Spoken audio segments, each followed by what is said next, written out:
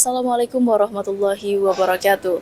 Halo, apa kabar pemirsa Rafa TV? Saat ini telah diselenggarakannya Yudisium ke-52 Fakultas Dakwah dan Komunikasi pada hari Kamis 25 September 2025 yang dilaksanakan di Gedung Academic Center Kampus Sudirman UIN Raden Fatah Palembang. Berikut liputannya. Acara Yudisium ke-52 Fakultas Dakwah dan Komunikasi UIN Raden Fatah Palembang dilaksanakan di Gedung Academic Center UIN Raden Fatah Palembang pada Kamis 25 September 2025.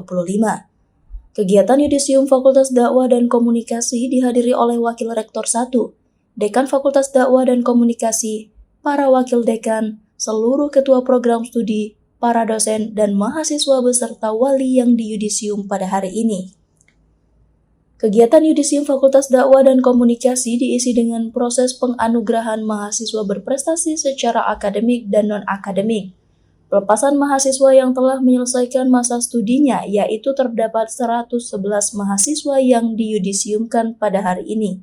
Wakil Rektor 1 UIN Raden Fatah Palembang, Profesor Dr. Munir MAG, dalam sambutannya mengatakan kepada para alumni agar bisa berperan aktif dan dapat mengimplementasikan ilmu yang mereka miliki kepada masyarakat luas, serta membawa nama baik kampus dimanapun berada. Beliau juga menyampaikan kepada para alumni untuk jangan pernah menyerah pada kegagalan. Jadikanlah kegagalan sebagai awal kesuksesan dan tetaplah berbakti kepada kedua orang tua. Dekan Fakultas Dakwah dan Komunikasi, Dr. Ahmad Syarifuddin MA, dalam wawancaranya berpesan kepada alumni untuk dapat memberikan peran atau warna yang baik kepada masyarakat. Gunakan ilmu sebagai bekal untuk memberikan warna dan selalu membanggakan alma mater. Dekan juga berharap agar para alumni mendapatkan pekerjaan yang baik dan dapat berguna bagi nusa dan bangsa. Ya, baik. Jadi memang sudah menjadi program prioritas ya, bagaimana kita bisa mewujudkan moderasi beragama di semua tingkatan, di semua aspek kehidupan.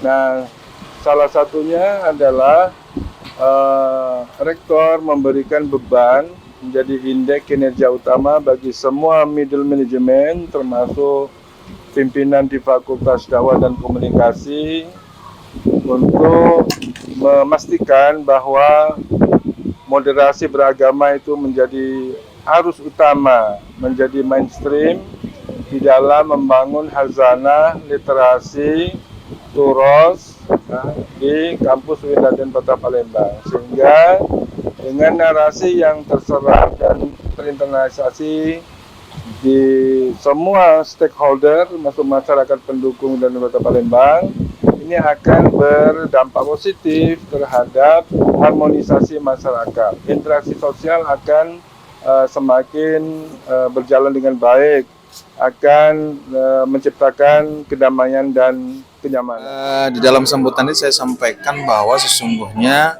saat ini para alumni Fakultas dan Komunikasi dihadapkan dengan, ya kalau boleh disebut tantangan ya, maraknya atau masifnya ilmu pengetahuan dan teknologi, terutama teknologi informasi saat ini yang sangat luar biasa. Saya sampaikan tadi bahwa bukan hanya generasi muda, remaja, dan orang tua, anak-anak pun sekarang sudah gandrung dengan yang namanya media teknologi, dengan smartphone, dengan Android dan sebagainya. Itu mereka tidak bisa lepas dari teknologi yang saat ini memang sedang membooming ya. Nah, untuk itu para alumni bisa mengambil peran bagaimana mewarnai melalui membuat konten, melalui konten-konten yang baik, menebarkan kebaikan, menyampaikan informasi yang benar, yang bukan hoax, bukan kebencian, menebarkan kasih sayang melalui informasi-informasi yang dikemas oleh para alumni. Tentu ini akan memberikan kontribusi kepada dunia secara umum dan khususnya memang kepada umat ya. Jadi memang kalau bisa atau sedapat mungkin bagaimana para alumni ini mengubah tantangan itu menjadi peluang. Oke, baik, saat ini sesungguhnya di Fakultas Dakwah dan Komunikasi secara bertahap sudah melakukan berbagai proses, mulai dari penetapan visi keilmuan program studi ya. Visi keilmuan prodi mengacu pada visi keilmuan atau bangunan dari UIN Raden Fatah Palembang sebagai universitas tempat bernaung. Nah, ini sekarang sedang proses perumusan visi keilmuan di prodi-prodi. Alhamdulillah dengan hati yang penuh rasa haru dari sekian tahun yang sudah dilewatin akhirnya udah selesai juga, dan dengan segala apa yang sudah diusahakan akhirnya juga terbalaskan. Demikian informasi yang dapat saya sampaikan. Saya Anissa beserta kru yang bertugas melaporkan untuk Rafa TV.